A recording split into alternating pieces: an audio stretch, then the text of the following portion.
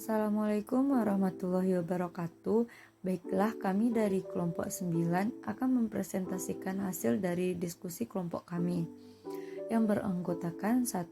Saya sendiri, Hafuza Enci Istiqomah dengan NIM 2030108226.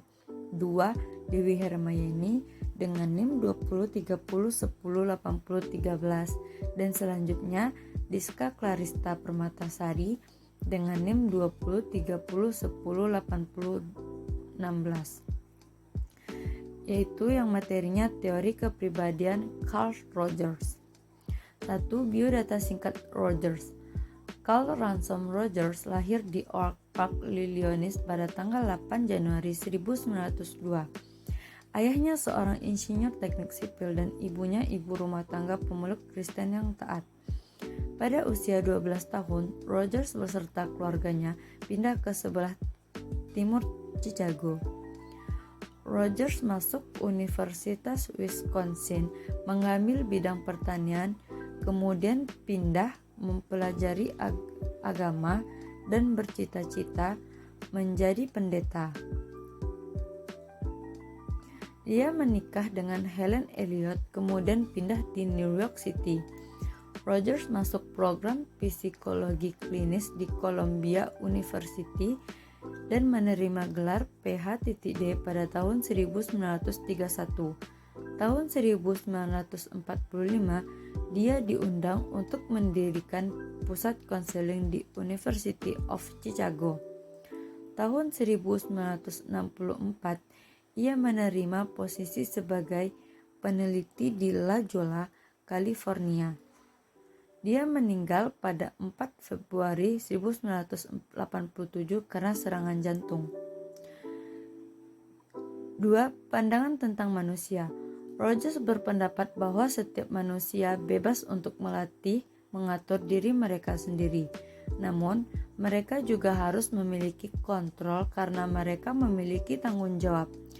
Rogers juga percaya bahwa manusia mempunyai kecenderungan bawaan untuk mengaktualisasi diri yang apabila dibebaskan menyebabkan manusia berusaha untuk sempurna.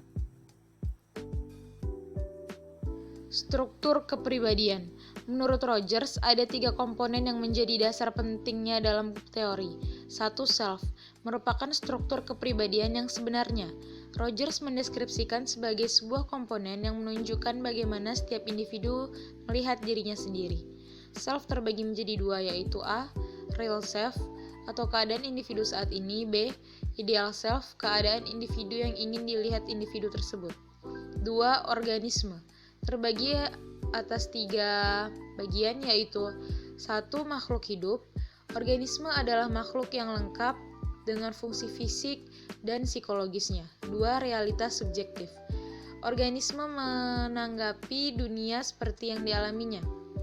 Jadi realita bukan masalah benar atau salah, melainkan masalah persepsi yang sifatnya subjektif. 3. Holisme, organisme adalah satu kesatuan sistem sehingga perubahan pada satu bagian akan mempengaruhi bagian lainnya.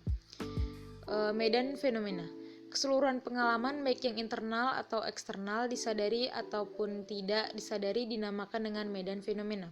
Dinamika kepribadian.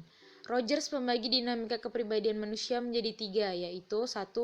Positive regard atau penerimaan positif adalah kebutuhan dasar manusia akan penerimaan dari lingkungannya.